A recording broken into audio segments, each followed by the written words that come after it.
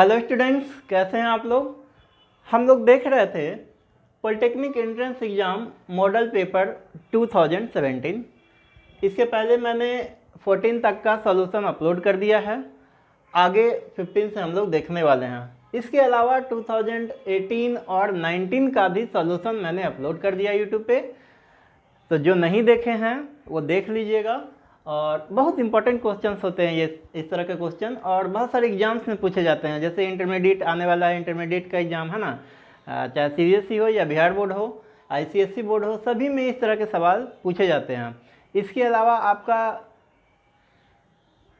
Competitive exam जैसे paramedical हो गया, उसमें भी पूछे जाते हैं। सेमेस्टर एग्जाम हो गया, ग्रुप डी हो गया, जेई हो गया। तो जैसे बेसिक कंसेप्ट यहाँ से आपका क्लियर होगा तभी आप सोल्यूशन कर पाएंगे। चलिए देखते हैं क्वेश्चन नंबर 15 क्या कहता है। What is the refractive index of a prism whose prism angle a 60 degree and angle of minimum deviation DM 30 degree. इसमें पूछ रहा है कि रिफ्रैक्टिव इंडेक्स क्या होगा प्रिज्म का, है ना। तो प्रिज्म का रिफ्रैक्टिव इंडेक्स, सबसे पहले हम रिफ्रैक्टिव इंडेक्स को डिफाइन कर लेते हैं कि रिफ्रैक्टिव इंडेक्स कहते किसको हैं। तो थोड़ा सा हम जगह बना लेते हैं और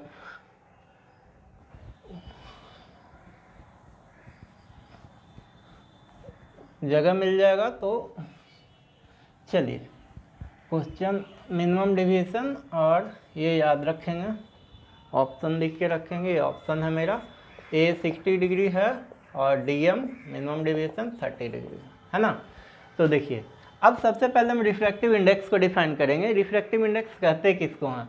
तो रिफ्रैक्टिव इंडेक्स क्या है, दो स्पीड ऑफ लाइट का रेशियो है डिफरेंट मीडियम में। तो इसको डिफाइन करते हैं, speed of light in a vacuum divided speed of light in a medium. अगर हम वैक्यूम में स्पीड ऑफ लाइट c लिखते हैं और मीडियम में v लिखते हैं तो रिफ्रैक्टिव इंडेक्स का मान mu equal to c by भी। रिफ्रैक्टिव इंडेक्स को म्यू से डिनोट करते हैं। रिफ्रैक्टिव इंडेक्स को म्यू से डिनोट करते हैं। अगर इसी को बोला जाए वेवलेंथ के रूप में डिनोट करने के लिए, वेवलेंथ के फॉर्म में दे दे तो कैसे लिखेंगे, c equal to lambda vacuum into n और लैम्डा मीडियम इंटू एन, जहाँ क्या है, एन क्या है, फ्रिक्वेंसी। तो याद रखिएगा कि लाइट जब ट्रेवल करता है एक मीडियम से दूसरे मीडियम में तो उसके फ्रिक्वेंसी में किसी तरह का कोई चेंजिंग नहीं आता, फ्रिक्वेंसी सेम होता है।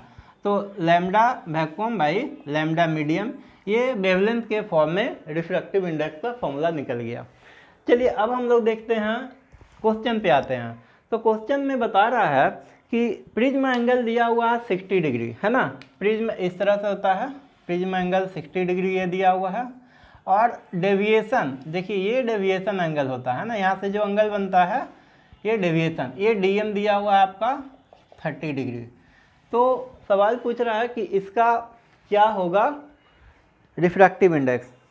तो रिफ्रैक्टिव इंडेक्स का फॉर्मूला पहले लिख लीजिए, इसके फॉर्म में, एंगल के फॉर्म में। तो एंगल के फॉर्म में रिफ्रैक्टिव इंडेक्स का फॉर्मूला होता है mu equal to sine a plus del m by two divided sine a by two. ये एंगल का फॉर्म में हुआ। रिफ्रैक्टिव इंडेक्स का फॉर्मूला एंगल के फॉर्म में जब प्रिज्म एंगल दिया हुआ रहे और मैक्सिमम डेविएशन दिया हुआ रहे। तो चलिए अब सबका वैल्यू इसमें पुट कर देते हैं। तो sine a, prism angle 60 degree है, maximum deviation 30 degree, divided 2 divided sine 60 by 2। अब बस कैलकुलेट कर दीजिए, आंसर मिल जाएगा। थोड़ा सा इसको मिटा देते हैं।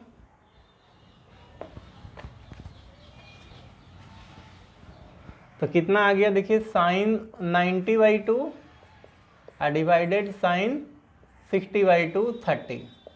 ऊपर हो गया साइन 45 और नीचे हो गया साइन 30। साइन 45 का मान 1/√2 और साइन 30 का मान 1/2। तो 1/√2 डिवाइडेड 2 इस तरह से आएगा, ऊपर चला जाएगा, कट जाएगा, तो आंसर आ जाएगा √2। तो राइट ऑप्शन ए हो जाएगा। चलिए देखते हैं question number 2। The velocity of a light in a diamond is 1 to 1,000 kilometre per second. The value of refractive index is, फिर से उसी से सवाल पूछा है, तो बहुत ही आसान है ना, इसी फार्मूला पे बनेगा। देखिए कितना इंपॉर्टेंट ये फार्मूला मैंने अभी आपको बताया, बार बार पूछे जा रहे हैं और प्रीवियस ईयर में कई बार पूछे गए हैं। चलिए इसको भी टाइम देते हैं। तो देखिए इधर the velocity of light in a diamond is, तो लाइट का वेलोसिटी डायमंड में, तो डायमंड में कितना दिया हुआ है, वी डायमंड लिख देते हैं, कितना 121,000 किलोमीटर पर सेकेंड।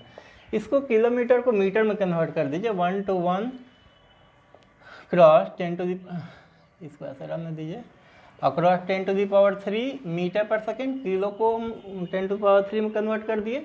अब ये 3 जीरो को इसमें पावर में कन्वर्ट कर दीजिए, 121 cross 10 to the power 6 metre per second लिख सकते हैं।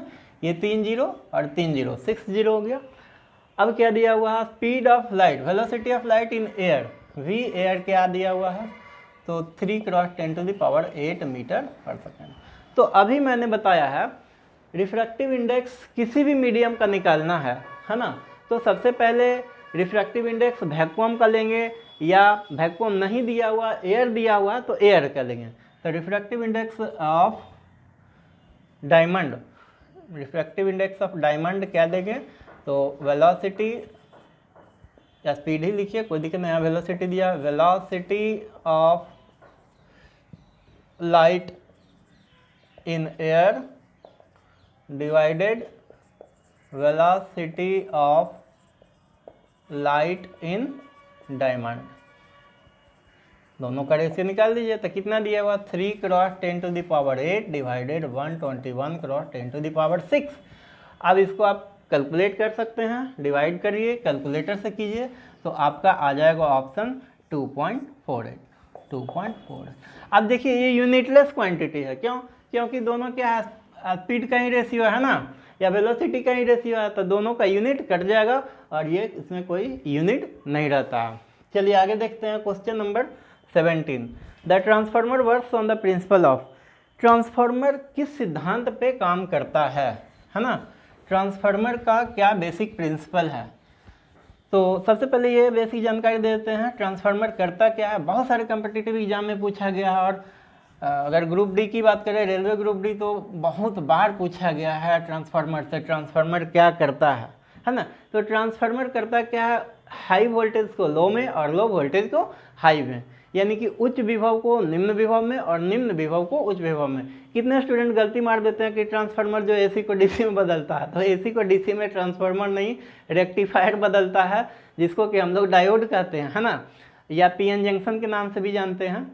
तो इस तरह का देखिए डायोड होता है, ये डायोड है ना, ये यूनिडायरेक्शनल होता है, इधर से इधर करंट जाएगा, इधर से इधर करंट नहीं जाएगा। तो ये डायोड है, ये एसी को डीसी में बदलता है, एसी सिग्नल ऐसा है और डीसी सिग्नल ऐसा है ना कि ट्रांसफार्मर।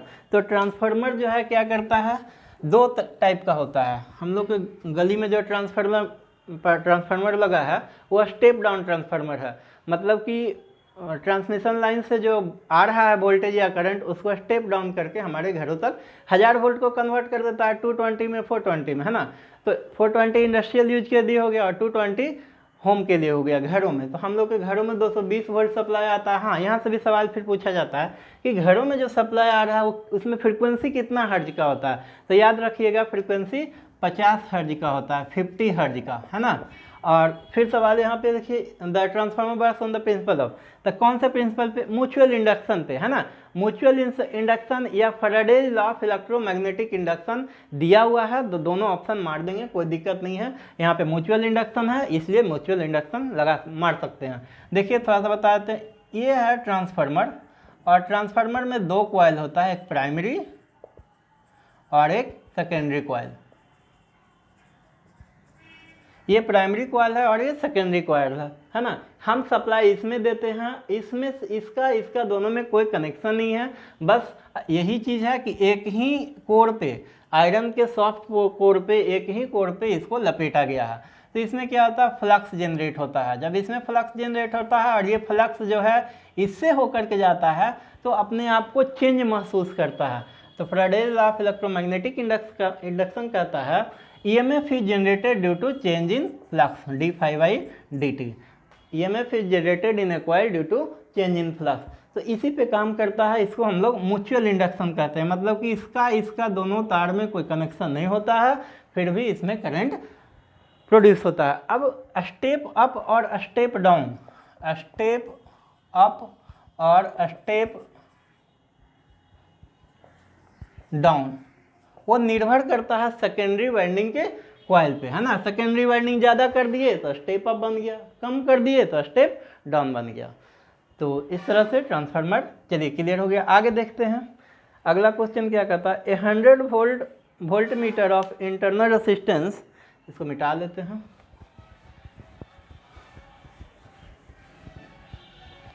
हम्म 18 नंबर देखिए, 100 volt meter of internal resistance 20 kilo ohm is in series. तो एक वोल्ट मीटर है ना, मान लेते हैं ये वोल्ट मीटर है, इसका इंटरनल रेसिस्टेंस R जो है 20 किलो ओम है ना। ये किसके साथ जुड़ा हुआ है, तो एक सीरीज रेसिस्टेंस के साथ। देखिए, is in series with a high resistance R1 is connected to 110 volt line. ये R1 बोल रहा है ना, 110 वोल्ट लाइन, इसमें 110 वोल्ट का सप्लाई जा रहा है, 110 वोल्ट का, 110 वोल्ट है ना line. The volt meter reads 5 volts, then the value of R is. अब ये रीडिंग जो है 5 वोल्ट दे रहा है, ये रीडिंग कितना दे रहा है, 5 वोल्ट। तो पूछ रहा है कि ये R1 का मान क्या होगा। तो सबसे पहले मैं क्या करूँगा कि इसमें कितना करंट फ्लो हो रहा है ये निकाल लेंगे, है ना। तो करंट कितना फ्लो हो रहा है, तो करंट I बराबर क्या जानते हैं, करंट I बराबर V/R। तो इस कितना इसमें करंट जा रहा है, इसका रेसिस्टेंस कितना दिया हुआ है 20 किलो ओम। तो वोल्टेज है 5 और ये है 20 किलो, तो 20 गुने 10 से पावर 3, तो 5 चौका 20 यानी 0.25 क्रॉस 10⁻³ यानी कि 0.25 मिली एम्पियर। इतना मिली एम्पियर करंट जा रहा है इसमें, है ना। इसमें से कितना एम्पियर, मिली एम्पियर, तो 0.25 मिली एम्पियर करंट फ्लो हो रहा। अब चूंकि हमको क्या निकालना है कि ये रेसिस्टेंस R1 का मान कितना होता है। तो R1 का मान अब हम कैसे निकालेंगे, यहाँ का पोटेंशियल 110 है और यहाँ का पोटेंशियल 5 वोल्ट है ना। तो चेंज इन पोटेंशियल लगा देंगे। तो करंट I बराबर क्या होता है V/R। तो V कौन सा, चेंज इन पोटेंशियल। तो चेंज इन पोटेंशियल कैसे, 110 - 5 और डिवाइडेड R1 हमको निकालना है। तो R1 को यहाँ कर देंगे और I को यहाँ ले जाएंगे। तो R1 इक्वल टू हो जाएगा 110 में से 5 गया 115, अब बटे R1 I का मान 0.25 क्रॉस 10⁻³ तो इसको कन्वर्ट कर दीजिए, 115 डिवाइडेड 25 और 10⁻³ और यहाँ पर का पॉइंट चला जाएगा तो 2 जीरो और लग जाएगा, 5 से काट दीजिए।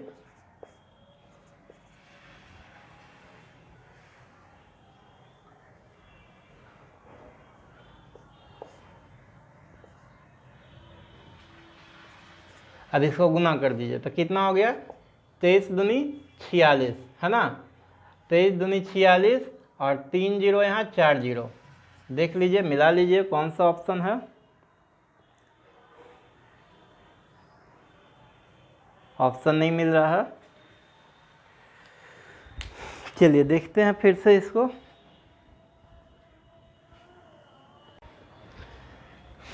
चलिए देखते हैं, थोड़ा सा मिस्टेक हो गया था, है ना। ये 110 - 5 तो 110 में से 5 घटाएंगे 105 आएगा, मिस्टेक से 115 लिखा गया था ना। चलिए देखिए अब इसको काट दीजिए। तो 5 5 जा 25 और 5 21 5 जा 105 है ना। अब इसको काट दिए, 21 5 से इसको काट दिए, 5 25 जा 100 एंड 21 2 जा 420 एंड ये 0 और ये 10⁻³ तो इसको हम लोग किलो लिख देंगे। तो 420 किलो ओम, इसका राइट ऑप्शन क्या आएगा, 420 यानी 420 किलो ओम। कितना रेसिस्टेंस बताएगा, है ना, 420 किलो ओम का। तो ये जो रेसिस्टेंस होगा 420 किलो ओम का। तो इसी तरह से हम सारा ऑब्जेक्टिव सॉल्व करते चलेंगे। चलिए आगे देखते हैं क्वेश्चन नंबर 19 और 20, फिर आगे फर्दर करते चलेंगे। हेलो स्टूडेंट्स, चलिए देखते हैं, हम लोग सॉल्व कर रहे थे polytechnic entrance exam models of 2017 और क्वेश्चन नंबर 18 तक देख चुके थे, 19 से हम लोग देखने वाले हैं। तो क्वेश्चन नंबर 19 कहता है Lenz law determine the direction of. Length का नियम किसके दिशा को बताता है, किसके डायरेक्शन को? तो याद रखिएगा induced current in the circuit, है ना, सर्किट में उत्पन्न होने वाले करंट के दिशा को कहता है। करंट का जो दिशा इंड्यूस्ड करंट होता है वो इसका नेचर वैसा होता है कि वो उसी कारण का विरोध करता है जिस कारण वह उत्पन्न हुआ है ना। Induced current is such that it opposes the cause by which it has induced. चलिए आगे देखते हैं। द करेक्ट रिलेशन इज, तो वर्क डन कैसे डिफाइंड है ना, तो वर्क डन डिफाइंड है F इंटू एस से, है ना। और अगर वर्क डन किसी एंगल से लगता है तो वर्क डन हो जाएगा F S cos theta, scalar product है यानी डॉट प्रोडक्ट है इसलिए कॉस थीटा लगाएंगे। तो अगर ये ऑप्शन रहता तो ये मारते, लेकिन ये ऑप्शन नहीं है तो राइट ऑप्शन क्या हो जाएगा, W equal to F into S. चलिए और देखते हैं अच्छे तरीके से वर्क डन कैसे डिफाइंड है। मान लिया कि ये ऑब्जेक्ट है ना, तो वर्क कैसे डिफाइन करेंगे, इससे फोर्स लगाएंगे और फोर्स लगाएंगे कुछ डिस्प्लेसमेंट कवर करेगा तभी ना वर्क होगा। और मान लिया कि इससे फोर्स लगाया, ये ऑब्जेक्ट चला गया इतने दूरी पे, यहाँ से s डिस्टेंस कवर किया, तो फोर्स और डिस्प्लेसमेंट के प्रोडक्ट को क्या नाम देंगे, वर्क डन। और अगर हम फोर्स लगाए, है ना, फोर्स लगाए और डिस्प्लेसमेंट हुआ ही नहीं तो वर्क डन डिफाइंड होगा नहीं, वर्क डन क्या होगा, जीरो। तो वर्क डन डिफाइंड तभी होगा जब कुछ डिस्प्लेसमेंट कवर करेगा। अगर डिस्प्लेसमेंट जीरो है तो वर्क डन जीरो होगा। चलिए आगे नेक्स्ट देखते हैं।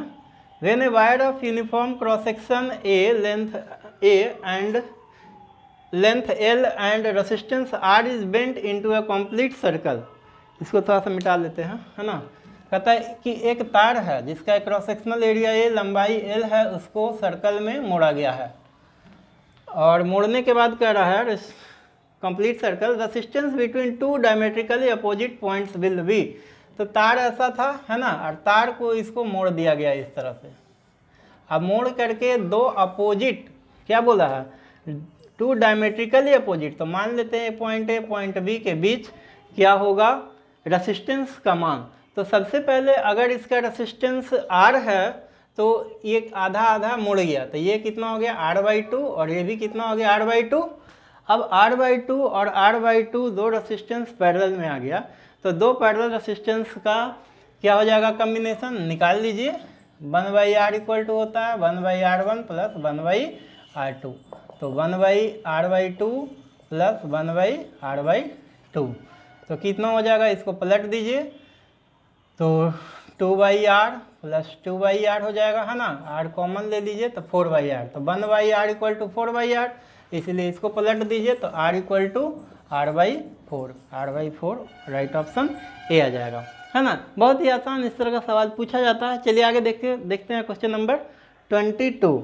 ओम्स लॉ इज, ओम का नियम क्या कहता है ना।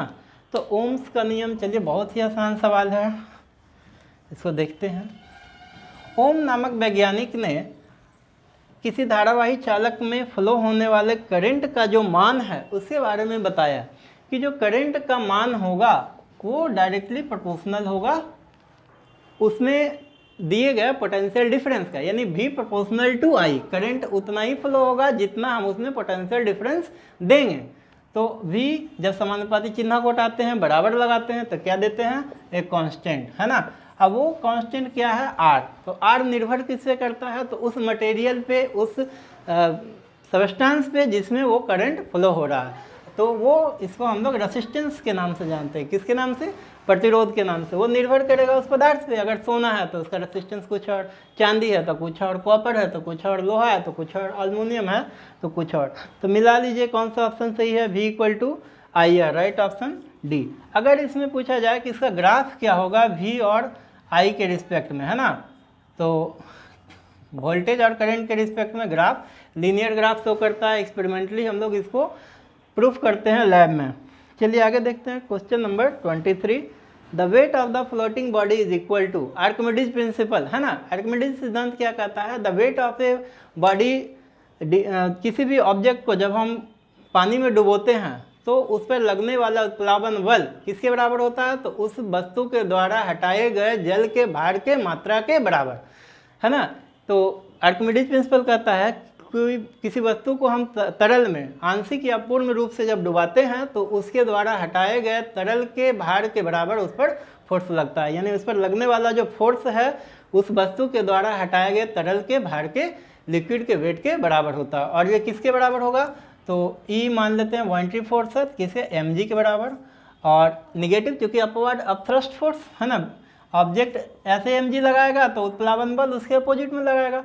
और इसको कन्वर्ट कर दीजिए तो रो एफ वी इंटू जी, मास बराबर वॉल्यूम इंटू डेंसिटी है ना, ये डेंसिटी है, ये वॉल्यूम है किसका, तो लिक्विड का ये वॉल्यूम और ये डेंसिटी, तो ये वॉइंट्री फोर्स का मान कितना हो जाएगा, तो रो वी जी है ना, जहाँ रो क्या है density of the rho into F है ना, वॉइंट्री फोर्स यानी ये लिक्विड के लिए यूज हुआ है, density of the liquid, V volume of the